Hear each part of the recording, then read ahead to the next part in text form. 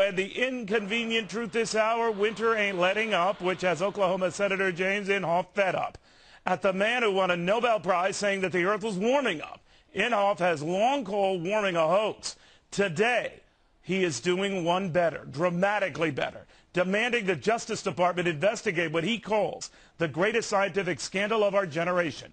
First witness he wants to see testify, Al Gore. With us now, James Inhofe.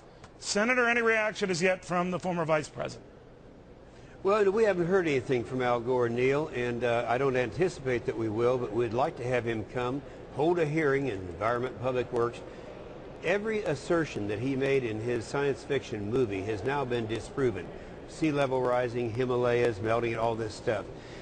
The significant thing right now, though, is the hearing that we had this morning, because we have the minority report that we put together, which shows that ClimateGate, fixing the science, cooking the science, actually took place. We have it all documented, and people are being investigated right now. The problem for us in America is, you and I have talked before on how destructive economically it would be if we were to have cap and trade, any of these bills that were passed, the McCain-Lieberman bill or any of these.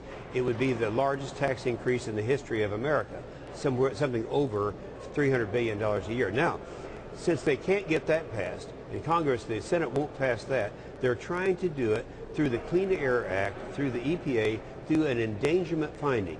Here's the key, though.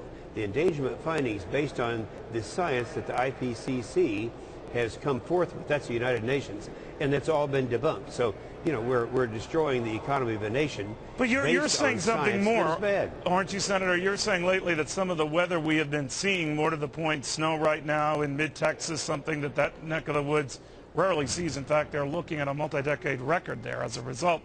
That this can't be global warming. Well, many of the so-called warmists, and I'm going to be talking to one of them very shortly, say that this is all in keeping with global warming. What say you?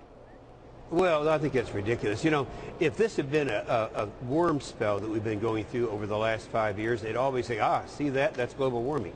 But it hasn't been. We're in our 9th year of a cooling spell, and everyone understands that that's the case. But it's driving them crazy. You think about the years that people have put into this thing just hoping they would be right.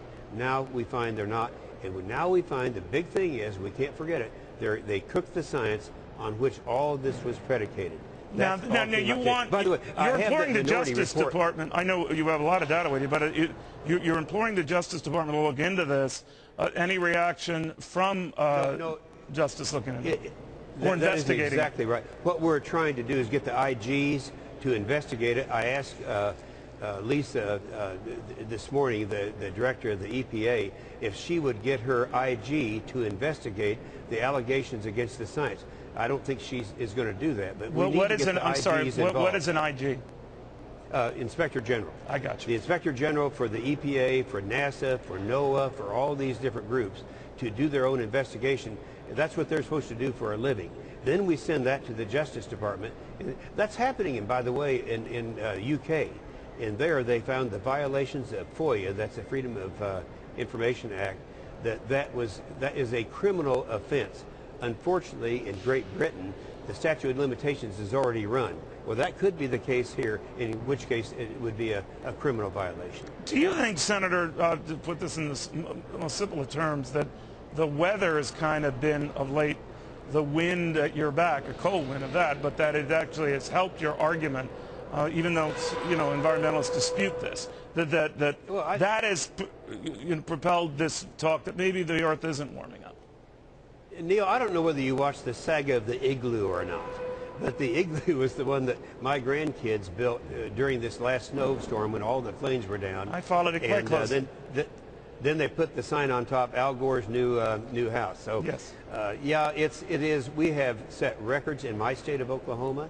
We've had the coldest winter, the greatest blizzards, and all that. Same here in Washington and up all along the East Coast, and more is coming. So that drives them crazy to think that they're trying to change now and say, well, we never did say global warming. We said extreme weather. All right, thank you very much. And by the way, we did put out a call to Al Gore's offices. As yet, none have been returned. But if that changes, we'll let you know. In the meantime, it is all